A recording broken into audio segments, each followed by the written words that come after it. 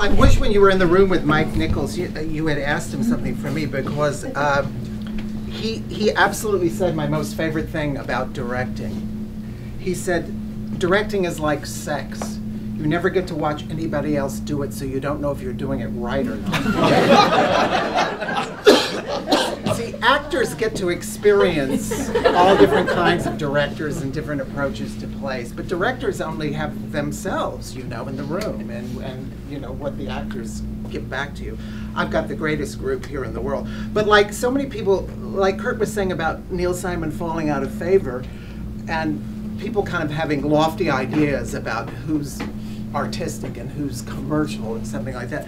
When I got the call, it was about a year and a half ago, I got the call from Kate McGuire, who runs the Berkshire Theatre Festival in Stockbridge, and she said, I want to offer you The Prisoner of Second Avenue, which I didn't know. I said, oh, okay, and I got off the phone and I turned to Frank, my partner, and I said, I have just been offered Neil Simon in the Berkshires. My career is over.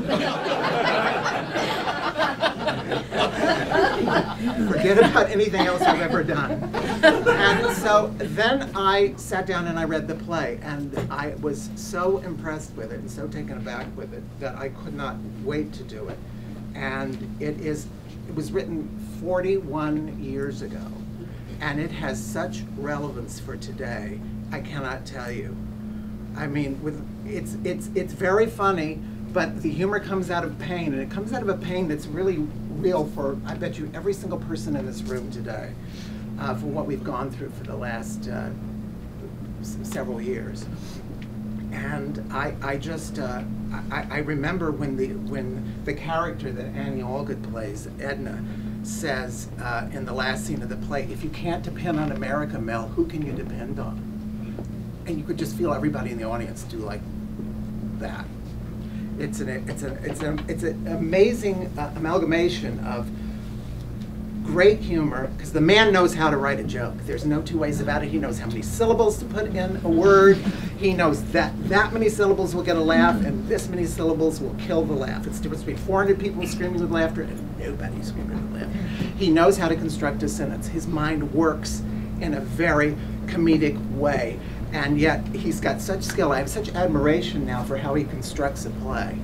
He's really superb. And this play, so much of the humor comes out of such a real pain that these characters are going through. And I think that their world on Second Avenue in New York City in 1971 is a great microcosm for what we've all experienced lately. And I just could not be happier to come to the play again, come to it with fresh eyes, come to it in the round, you know, which is a completely different experience. You kind of throw out every preconceived idea and start over again. Well, I have a few preconceived. But, and then of course to come back to Seattle. You know, Seattle has always felt like my home. I want you all who don't work here but who are visiting to know how much this staff at this theater does for people like me who come here to work.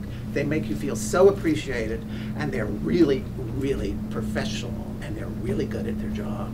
And so your shoulders can go down and you can just do your job, hopefully as well as they do theirs. Experience Neil Simon's comic portrait of urban angst, The Prisoner of Second Avenue, with an all-star Seattle cast, now through May 29th, acttheater.org.